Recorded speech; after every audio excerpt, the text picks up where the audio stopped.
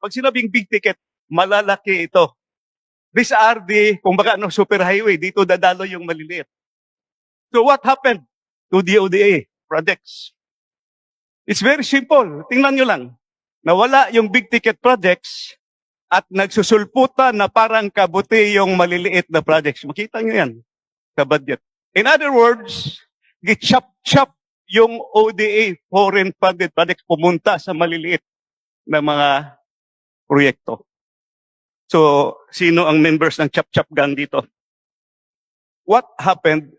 Anong nangyari sa big ticket, high impact flood control projects that were funded by ODA? They were lodged under the Foreign Assisted Projects or FAPs. I think this was presented in the 2024 budget and 2025 budget.